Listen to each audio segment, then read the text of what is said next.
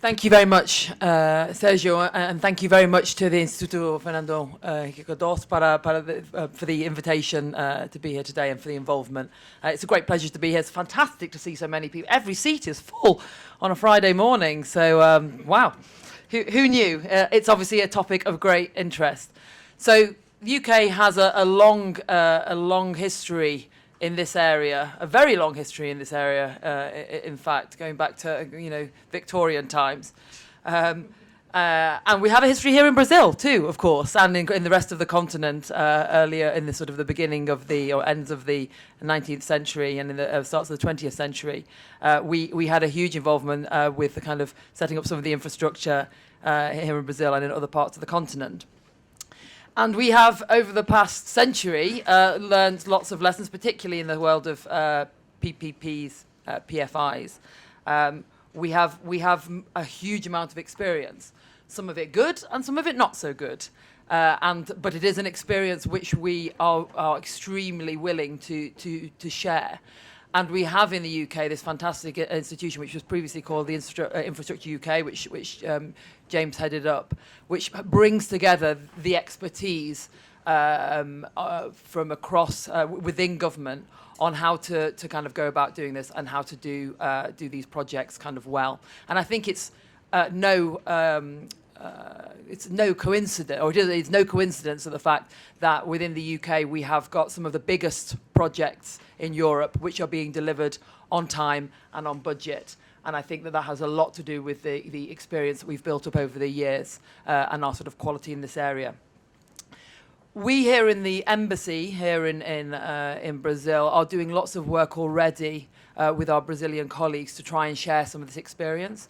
We have something called the Prosperity Fund, where we fund projects, sort of capacitation projects in this area. We've done one in the state of São Paulo last year, looking at Line 5.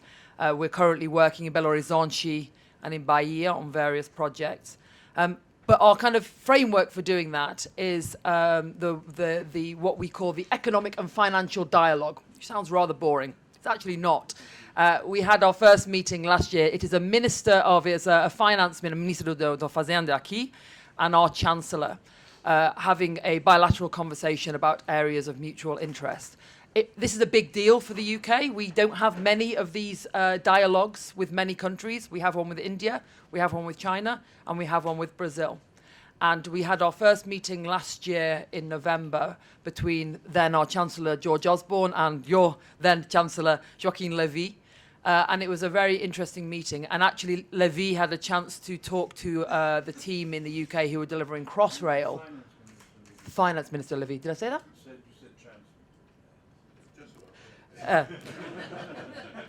Chancellor, Finance Minister, whatever. Potato. But you're right, of course. But they had that conversation was a very rich conversation and focused. There was a quite specific conversation about Crossrail, where there was discussion about, okay, so how can we kind of collaborate more? And I hope that relationship will continue. And I know that we're working, and my team in Brazil, in Brasilia, are working with your team, Marcelo, to deliver the next sort of stage of that, which is a task force which we'll work together on. And then, of course, there's Crescer. And Crescer, we think, is a fantastic opportunity, a fantastic move. And it's a great opportunity, we think, for companies and investors who hitherto had not been involved in Brazilian infrastructure to get involved.